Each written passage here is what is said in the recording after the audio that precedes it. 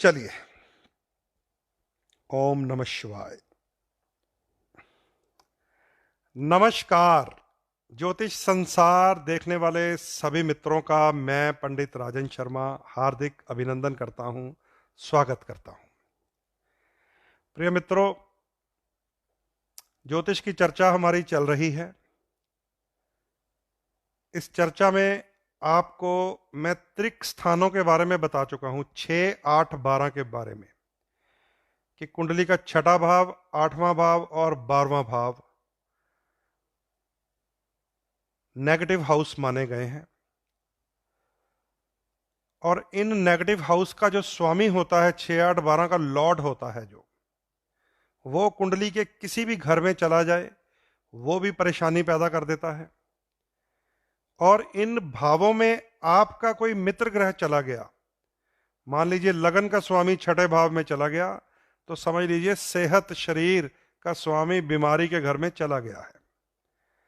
तो इसलिए लगन, पंचम, नवम जो हमारे बहुत ही महत्वपूर्ण 3 भाव होते हैं, उनके स्वामी अगर 6, 8, 12 में जाकर फंस जाए तो वो कमजोर हो जाते हैं। उन कमजोर ग्रहों को फिर मजबूत किया जाता है रंगों, रत्नों, मंत्रों, यंत्रों द्वारा, और नेगेटिव ग्रह की पूजा शांति करवाई जाती है और उनके रंगों से दूर रहा जाता है।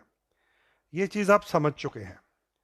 ये मैं इसलिए बता रहा हूं क्योंकि आज शनिवार है और आज सुबह मैंने एक पोस्ट दी थी आप सबके लिए कि शनि महाराज मार्गी स्थिति में आने के बाद आज पहला शनिवार है।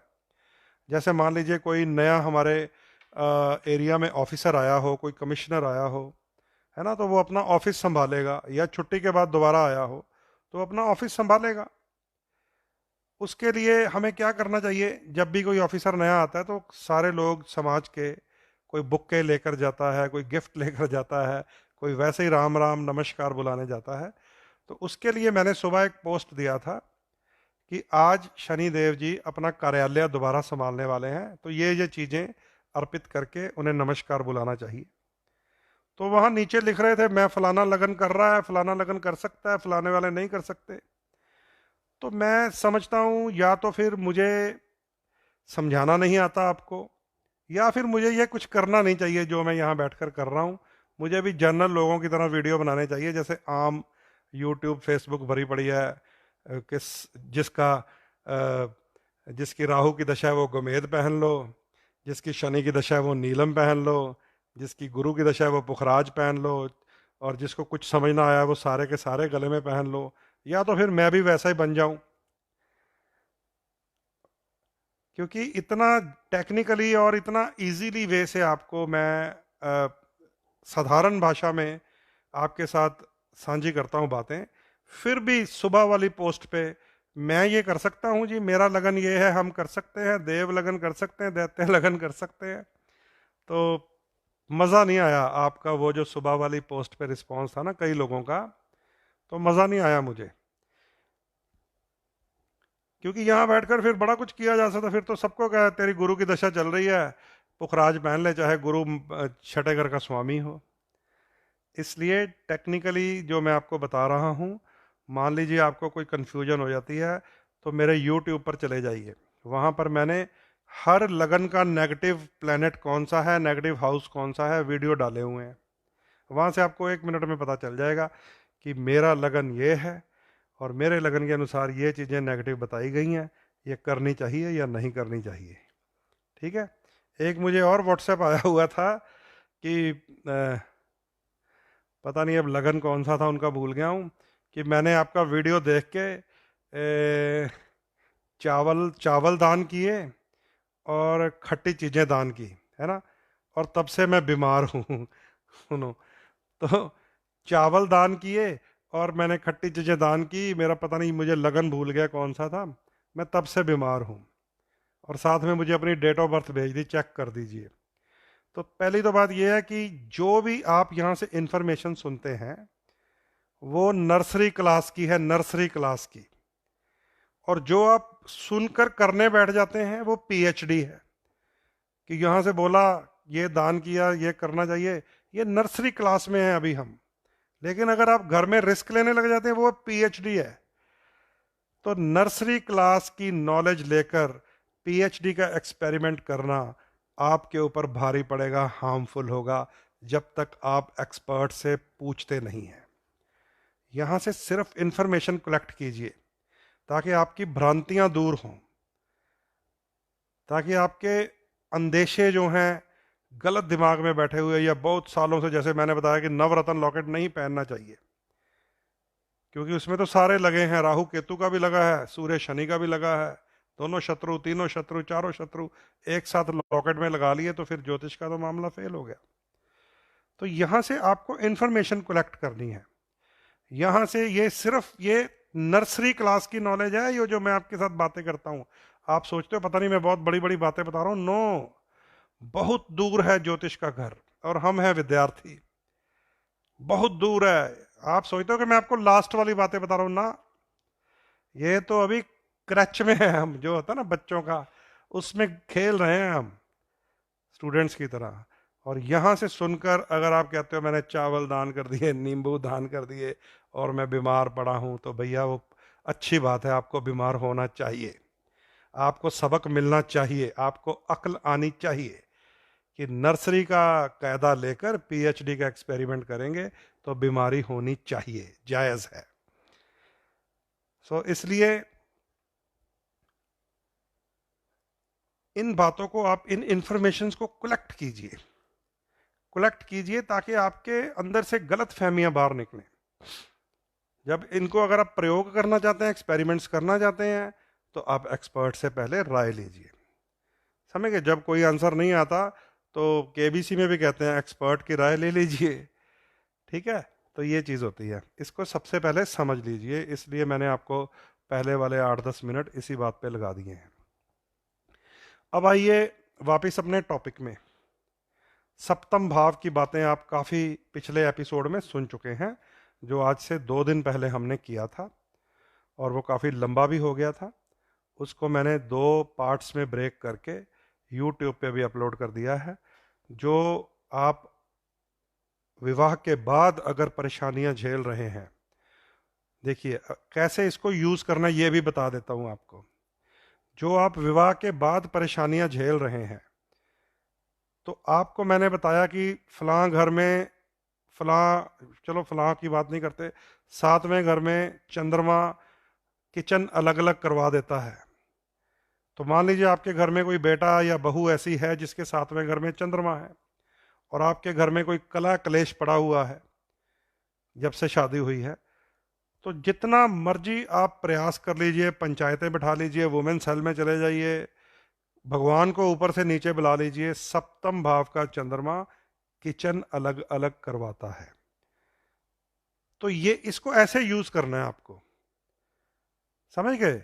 ये नहीं कि मैंने जी ये कर लिया वो कर लिया बिना पूछे। तो आपको जो हो चुका है, मान लीजिए चंद्रमा 7 है घर में, 7वें है, 7वें घर में है, और आपके घर में विवाह के बाद परेशानी हो गई है, तो 1 मिनट लगेगा, देख लेंगे ना तो आपको समझ आ जाएगा कि किसी को समझाने का कोई फायदा नहीं, दिस इज डेस्टिनी। ऐसे ही अनमैरिड है कोई आपका बच्चा, उसके चंद्रमा 7वें घर में है, कि लड़की के या लड़के के, खासकर बेटी की कुंडली में, तो वो पहले ही आपको पता चल जाएगा मेरी बेटी की कुंडली में 7th हाउस में चंद्रमा है। इसको ऐसे घर में शादी करवानी चाहिए जहां पे सिंगल लड़का हो कोई, जहां पे सासू माँ की फोटो तस्वीर टंगी हो, पहले ही हार लगाओ उसके ऊपर। समझ गए बातों को? तो ऐसे इसको यूज कीजिए, ऐसे ना कीजिए मैंने ये सुन लिया तो मैंने गले में खराज पहन लिया, मैंने ये दान कर दिया। तो इसको यूज करने का भी तरीका मैं समझा रहा हूं आपको। देखिए बड़ी अजीब अजीब बातें हैं। चलिए कोई बात नहीं है, कई बार इंसान ठोकर खाने के बाद संभलता है, संभलता तो इंसान ठोकर खाने के बाद ही है, हम भी ऐसे ही संभले हुए हैं, समझ गए? जीवन में जब ठोकर ही पड़ती है तभी इंसान समझता है। तो इसलिए यहाँ बैठकर जो आपसे बातें की जा रही हैं वो ज्योतिष का पहला कायदा है, पहला कायदा। अभी अल्फ बे पे पढ़ रहे हैं और आप कर रहे हैं कुरान लिखने की बातें, तो फिर ये समझने बाहर की बातें हैं। अल्लाह अल्लाह कीजिए। सप्तम भाव में कौन कौन सा ग्रह क्या क्या प्रभाव दे सकता है, इसे आपने वैसे तो समझ लिया था, लेकिन आपको थोड़ा सा रिवाइज करवा देता हूं। मैंने आपको बताया था मंगल और सूर्य गर्म ग्रह होते हैं। अगर सेवंथ में मंगल या सूर्य हो तो शादी किसी ऑफिसर से करनी चाहिए, मिलिट्री मैन या पुलिस मैन या फिर पॉलिटिशियन, क्योंकि सूर्य पॉलिटिशियन होता है। मंगल जो है वो सेनाएं हैं, पुलिस अफसरी है। तो वो जो गर्म मिजाजी है वो जनता में निकल जाती है, घर में सुख शांति रहती है। इसे आप नोट कर लीजिए। बृहस्पति के बारे में मैंने आपको बताया था कि उसके अंदर एक गुरु जैसा होता तो गुण है, लेकिन थोड़ी सी ईगो होती है हमेशा, टीचर में, गाइड में, प्रोफेसर में, ब्राह्मण में, साधु में होती है। याद रख लीजिए, अगर ये ईगो ना होती साधु में, ब्राह्मण में, टीचर में, गाइड में, गुरु में, तो वो श्राप कभी ना देता। सारी कथा कहानियां भरी पड़ी हैं। तो बृहस्पति सप्तम भाव में अपनी विद्या की ईगो होती है। कन्या की कुंडली में हुआ या पुरुष की कुंडली में हुआ, वर की कुंडली में, तो उन्हें ऐसे डंडा दिखाने वाली पत्नी मिलेगी, क्योंकि टीचर का काम है उंगली दिखाना, डंडा दिखाना और समझाना, मुर्गा बनाना, उठक बैठक लगवाना, कान पकड़ने। टीचर का काम है, गुरु का काम है। तो ऐसे में जुपिटर का फल पूरा करने के लिए किसी काउंसलर से, किसी टीचर से, किसी गाइड से, किसी मेंटर से, किसी मोटिवेशनल स्पीकर से ही शादी करनी चाहिए। याद रख लीजिए। तो उसकी सारी एनर्जी अपने काम में निकली होती है, सारी अब मैं यहां अगर आपके साथ 1.5-2 घंटा बात करूंगा, है ना, सारी एनर्जी आपको दे के जाऊंगा। मैं भी वृश्चिक लगन हूं, मंगल है मेरे पास भी दशम स्थान का, साथ में सूर्य है। तो मैं यहां सारी एनर्जी निकाल के जाऊंगा ना, फिर कूल माइंड होके जाऊंगा अपने बेडरूम में। सीधी सी बात है, बस इस सिस्टम को फॉलो कीजिए। सप्तम भाव में गुरु हो तो गुरु संबंधित ऐसे इंसान से ही आपको अपने जीवन का यापन करना चाहिए, ताकि आपके घर में वो उंगली ना चलाए, डंडा ना दिखाए, उसकी सारी एनर्जी निकल चुकी होती है। चंद्रमा के बारे में मैंने आपको बता दिया। सप्तम चंद्रमा सास बहू का झगड़ा करवा देता है, क्योंकि चंद्रमा का ग्रह 7वां घर पत्नी का ग्रह है। या इसका दूसरा कॉम्बिनेशन भी हमने चेक किया है सैकड़ों कुंडलियों में, शुक्र चौथे घर में। माँ के घर में शुक्र का होना और पत्नी के घर में चंद्रमा का होना, यह भी कलहकारी है, यह भी परेशानी पैदा कर देता है। बुध और शुक्र दो ऐसे ग्रह हैं जो नरमी रखते हैं। बुध का मतलब होता है युवक, कुमार, अपनी आयु से छोटा। तो ऐसी शादी हो जाए अगर, तो वो भी सक्सेस हो जाती है। शुक्र सप्तम भाव में तो बहुत प्रेम और स्नेह पैदा करता है, लव मैरिज का भी योग बना देता है। अगर सप्तम भाव में हो, लगन में हो, मंगल शुक्र इकट्ठे हो, तो बहुत सारे योग। अन्य चीज़ों को भी देखना पड़ता है। यहाँ पे केवल एक बात ही आपको बताई जा रही होती है ना, उसको भी माइंड में मत बिठा दिया कीजिए, क्योंकि अन्य चीज़ें भी देखी जाती हैं। इट्स अ इंडिकेशन कि हमने 100 में से 75 कुंडलियां देखी हैं, मंगल शुक्र वालों ने लव मैरिज की है, तो उसके पीछे और बड़े राज हैं। एक राज बता देता हूं आपको। मंगल और शुक्र के ऊपर बृहस्पति की दृष्टि होगी तो वो अमृतमय दृष्टि होती है, तो वो लव मैरिज हो जाती है। मंगल और शुक्र के ऊपर राहु की दृष्टि आ गई तो वो बदनामी भरा प्रेम संबंध होता है, बदनामी भरा। तो इसलिए पीछे बहुत बातें होती हैं। कोई किसी बात को आप इंफॉर्मेशन की तरह सुनिए। ये ना हो कि आपकी कुंडली में मंगल शुक्र हो तो आप कहें यार पंडित जी तो कह रहे हैं लव मैरिज होएगी, बच्चे की कुंडली में है, ये तो मुझे खराब कर दिया इन्होंने ये बात बता कर। तो नो, उसके पीछे फिर 7th लॉर्ड देखा जाएगा। लव मैरिज के लिए 5वां घर और 7वां घर, उनका जोड़ देखा जाता है। 5वां घर होता है इश्क माशूकी का, लव अफेयर का। 7वां घर होता है शादी का। इन दोनों का मिलना, इन दोनों के ऊपर जुपिटर की दृष्टि होना। अब यहां पे लगन की कोई वैल्यू नहीं है, गुरु की दृष्टि अमृत दे देती है, वो करती है लव मैरिज तक बात को लेके जाती है। और यहां तक कि राहु शुक्र भी लव मैरिज करवा देता है। वो समाज के बंधन तोड़ के होती है जो राहु शुक्र वाली लव मैरिज होती है। और वो एक दिन खराब भी होती है, एक दिन टूटती भी है, क्योंकि हमें तो पता है, हमने तो बहुत सारी कुंडलियां देख ली हैं, समझ ली हैं, चेक कर लिया है और अपने स्टैंप लगाकर रख लिया है कि ये कुंडली सामने आ गई, इसका ये हशर होना है अब। तो ये मंगल शुक्र 100 में से 75 कुंडलियां हमने देखी हैं, लव मैरिज होती है। लेकिन जुपिटर की दृष्टि आ गई, गुरु का आशीर्वाद मिल गया, तो बहुत प्यारा जीवन होता है उनका। राहु का मिल गया तो भैया फिर समझ लीजिए मुसीबत पड़ेगी। तो ये भी चीज़ें आपको समझनी पड़ेंगी, ठीक है। इस तो फायदा है मेरा ये आपको बताने का। मैं बताऊं कुछ आप समझो, कुछ आप करने कुछ लग जाओ, नर्सरी की क्लास में बैठकर पीएचडी के एक्सपेरिमेंट करने लग जाओ, फिर फायदा नहीं होगा। It's informations. अब मंगल शुक्र का मैंने आपको बता दिया कि 100 में से 75 कुंडलियों वालों ने लव मैरिज की है। तो अब आप इसका फायदा उठाएं। मान लीजिए बेटी की कुंडली में है या बेटे की कुंडली में है, वो अभी पढ़ रहे हैं, तो आपको पता चल गया मंगल शुक्र इकट्ठे हैं, इसके ऊपर एक्सपर्ट की राय ले लेनी चाहिए। समझ गए? तो ये चीजें फलित होती हैं। अदरवाइज अब अभी किसी ने पूछा था गोमेद कौन पहन सकता है, जब जीरो पीरियड में बैठे थे। इस समय ध्यान से सुनिए, इस समय शनि देव मकर राशि में बलवान है, उच्च जैसे ही हैं, उच्च जैसे हैं, क्योंकि अपने घर में है और मार्गी हैं, बलवान है। और उधर राहु वृषभ राशि में उच्च है। इसका मतलब क्या हो गया? दोनों ग्रह उच्च पड़े हुए हैं।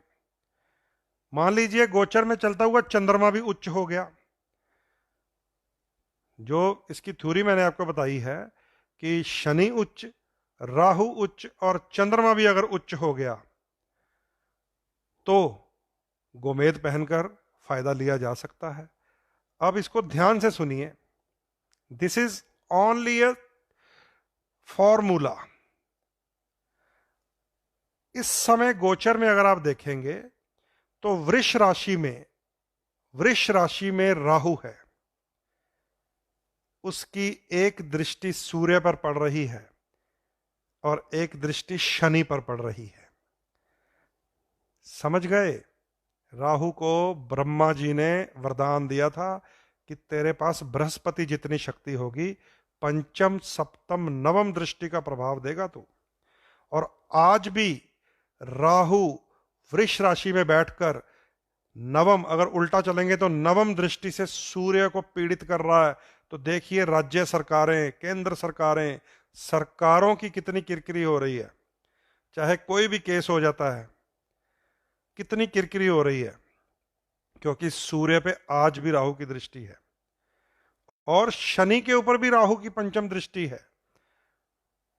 अगर आप गिनेंगे ना, उल्टी उल्टी उल्टी इसकी चाल होती है, या सीधी गिनेंगे तो नवम दृष्टि है। पंचम सप्तम नवम में आ गए हैं ये दो ग्रह, एक के ऊपर पंचम दृष्टि है, एक के ऊपर नवम। और अब शनि के ऊपर भी राहु की दृष्टि है। फॉर्मूला ये कहता है कि राहु उच्च शनि उच्च, गोमेद पहन लो। अब किसी ने पहन लिया गलती से तो खराब बहुत करेगा, क्योंकि आपको ये फार्मूला नहीं पता कि राहु की दृष्टि में विष होता है हमेशा। बहुत कम लोग जानते हैं कि मंगल की दृष्टि में भी अग्नि होती है भस्म करने की, चाहे वो मित्र की राशि पे पड़ जाए, चाहे वो मित्र ग्रह पर पड़ जाए। मंगल की दृष्टि चौथी, सातवीं, आठवीं अग्नि भरी दृष्टि होती है, बहुत खतरनाक। और वो चाहे मित्र के ऊपर ही पड़ जाए। मान लीजिए मंगल किसी का दशम स्थान में है या 11वें स्थान में है, पंचम भाव पर दृष्टि पड़ गई उसकी, तो मिस कैरेजेस करवाता है बहुत सारे, ब्लीडिंग करवाता है बहुत सारी, संतान की आयु को खतरा पैदा कर देता है, चाहे वो मित्र लगन का ही हो। तो ये इसके पीछे बहुत बड़ी बड़ी एक्सप्लेनेशंस हैं। आपके साथ सिर्फ वही बात दोबारा बताऊंगा, नर्सरी केजी की बातें हो रही हैं। तो ये आपको क्योंकि केवल लगन देखना आएगा चार्ट, सो लगन चार्ट में क्या पड़ा हुआ है उसे आपको देख लेना है ऐसे प्रोग्राम सुनकर, और फिर राय एक्सपर्ट की लेनी पड़ेगी आपको। तो इसलिए ये गोमेद पहनना बड़ा खतरनाक है। अभी भी शनि उच्च है, अभी भी राहु उच्च है, क्योंकि मकर राशि में शनि उच्च की शक्ति में बैठे हुए हैं। और गलती से गोमेद पहन लिया तो राहु की ताकत बढ़ जाएगी और उसकी दृष्टि है शनि पे, वो अपने उस्ताद को ही खा जाएगा। जितने बड़े बड़े डॉन पैदा हुए ना, चलिए दाऊद इब्राहिम की बात कर लेते हैं फेसबुक पे बैठ के, वो अपने से ऊपर कोई पठान था, उसको मार के ही बना हुआ है, याद रख लीजिए। और उसी का दोस्त था छोटा राजन, अब उसके साथ झगड़ा हो गया। तो ये राहु का गुण होता है कि जिस दिन शक्ति ज्यादा मिल गई, इसको मैं दबा दूंगा, चाहे ये मेरा ही उस्ताद रहा हो, मैंने इसी से सीखा हो। तो मैंने तो अब देख लिया नाम ले दिए हैं बड़े बड़े अंडरवर्ल्ड डॉन के। तो ऐसा ना हो मेरे को अपनी कुंडली दिखानी पड़ जाए। आपको समझाने के लिए देख लीजिए, मैंने ऑन प्लेटफॉर्म बोल दिया है ये। तो राहु की दृष्टि, शनि देव की दृष्टि, वो कहते हैं जो भगवान कृष्ण पैदा हुए है ना, सभी देवी देवता अलग अलग रंग रूप ले लिए। पत्ता पत्ता वृंदावन का देवी देवताओं का रूप है। निधिवन में जाएंगे तो आपको सारे पत्ते ऐसे झुके हुए मिलेंगे। तो शनि देव भी दर्शन करने आ गए जब सभी देवी देवता दर्शन करने आए थे छोटे छोटे छोटे से कान्हा के। मैया यशोदा ने शनि देव को अंदर नहीं आने दिया था। यह कहा था कि तेरी दृष्टि में दोष है, तू मेरे बेटे को मत देख लेना, तुझे अंदर आने की इजाजत नहीं है।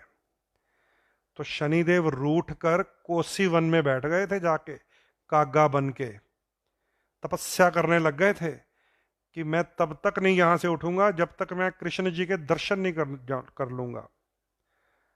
और द्वादशी तिथि थी, प्रथम बार जब कन्हैया ने चलना शुरू कर दिया था, द्वादशी तिथि पर प्रथम बार कन्हैया ने गाय का रस्सी पकड़कर उसको चराने जाना था। यह मुहूर्त निकला था। कहां गोकुल और कहां कोसी का मंदिर है, अगर कोई वृंदावन गया होगा। कहां गोकुल नंद बाबा का घर और कहां कोसी का मंदिर है शनिदेव का, वहां पे। चलते चलते चलते चलते शनिदेव चलते गए, जंगल पार करते करते कृष्ण भगवान शनिदेव के पास पहुंच गए थे, जहां पर कौआ बनकर बैठे हुए थे और तपस्या कर रहे थे, ओम कृष्णाय नमः। और मैया ने जो लकड़ी के ऊपर पोटली में माखन और रोटी भर के दी थी, वो सारी माखन के साथ लपेट कर रोटी उस कौए को खिलाई थी कृष्ण जी ने। और शनिदेव को कहा था कि हे शनि महाराज, अपने रूप में आ जाइए, मैं चलकर आ गया हूं आपके पास। इतना आप में दृढ़ संकल्प है। तो शनि देव की आपने बात सुन ली ना, आज आपको पता चल गया। कोसी वन अगर आप वृंदावन में जाएंगे तो रास्ते में पहले शनि महाराज का मंदिर आता है, फिर गोकुल आएगा। तो कान्हा ने नाराज हुए शनि को प्रसन्न करने के लिए दही में माखन में डुबोकर रोटी खिलाई थी। यही उपाय आपको आज भी हम लोग ज्योतिष में करवाते हैं कि अगर आपका शनि योगकारी होकर नाराज हुआ है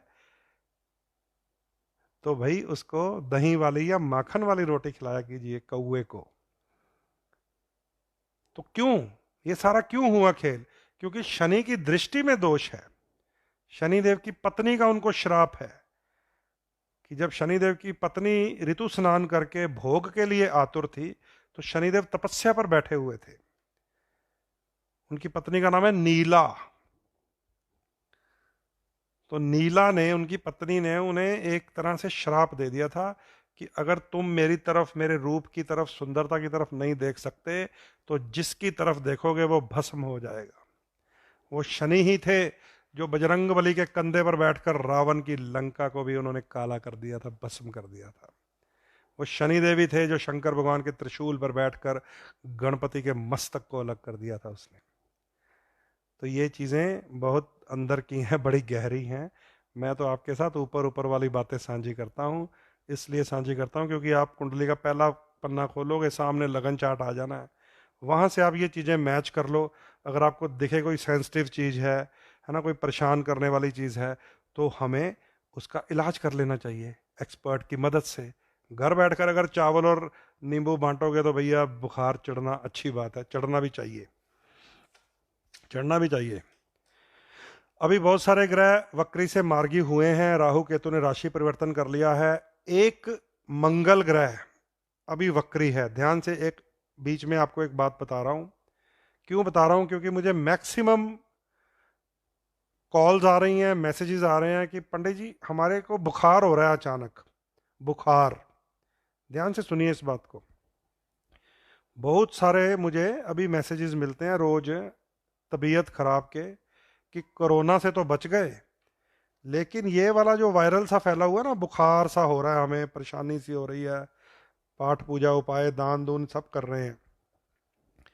तो दोस्तों, मंगल जब वक्री होता है ना, मंगल, तो वो पृथ्वी से ऊपर की तरफ चला जाता है, और नीचे मंगल की जितने कारक तत्व हैं, जैसे मैं खुद हूं, लाल रंग है, शरीर का रक्त है, उसको वो उछालता है, उबाल देता है। तो वक्री मंगल जो है, अभी भी हम लोगों के शरीर में गर्मी पैदा कर रहा है, उछाल पैदा कर रहा है, एनर्जी हाई कर रहा है, टेम्परेचर राइज कर रहा है। लेकिन अगर हमें बुखार हो रहा है, ये मैंने जानबूझ के बीच में बात डाली है, तो समझ लीजिए कि कोविड की महामारी से बचे रहेंगे, क्योंकि ये वो वाला लक्षण नहीं है जो कोविड का टेम्परेचर हाई होता है। ये अच्छे भले बंदे को अगर इन दिनों में कोई परेशानी आ रही है, तो मंगल मंगल हमारी बॉडी के अंदर, मंगल हमारी बॉडी के अंदर उबाल पैदा कर रहा है। इसके लिए हमेशा खट्टी लाल चीज दान की जाती है। खट्टी लाल चीज, साबत मसूर की दाल ब्राउन से कलर की होती है, वो दान की जाती है। टमाटर दान किए जाते हैं, नींबू दान किए जाते हैं, ठीक है। लेकिन अब मैं बता तो देता हूं यहां बैठकर, अब किसी का कैसा करने मत लग जाना बिना किसी एक्सपर्ट की राय लिए, ठीक है, फिर पाप मुझे लग जाएगा नहीं तो।